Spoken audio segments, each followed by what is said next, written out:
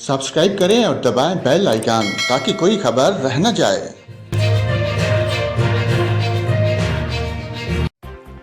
नाज़रीन, आपको बताएं, चीफ मेट्रोलॉजिस्ट सरदार सरफराज का कहना है कि मुल्क के सबसे बड़े शहर कराची में आज दोपहर में हल्की, शाम 5 बजे के बाद मोतदल और रात में तेज़ बारिश का इम्कान है। उन्होंने बताया कि मानसून सिस्टम वस्ती भारत और गुजरात में मौजूद है।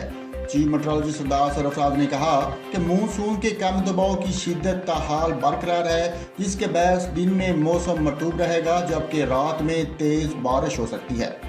उनका कहना है कि शहर कैद में 12 और 13 अगस्त को बारिश की शिद्दत ज़्यादा रहेगी, जबकि 14 अगस्त की दोपहर तक बारिश का इम्कान है।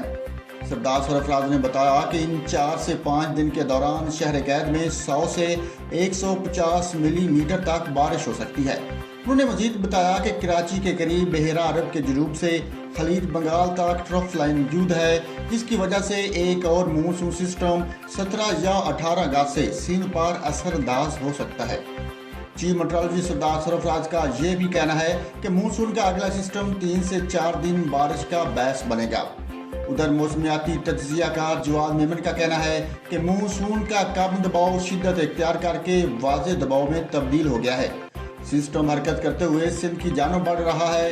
उन्होंने बताया कि एक और कमज़ोर हवा का कम दबाव इस वक्त गुजरात पर मौजूद है। इन दोनों सिस्टम के दरमियान रबत कायम हो रहा है। मौसमियाती तज्जियाकार ने मजीद बताया कि इन सिस्टम के तहत 11 से 14 अगस्त तक कराची में तेज़ और कहीं मूसलाधार बारिश का इम्कान है। जवाद मेमन ने यह भी बताया कि कराची में आज दोपहर को गरज चमक के बादल बनने का सिलसिला शुरू होगा, जिनके बायस आज शहर में कहीं हल्की, कहीं मोतदल और कहीं तेज़ बारिश हो सकती है।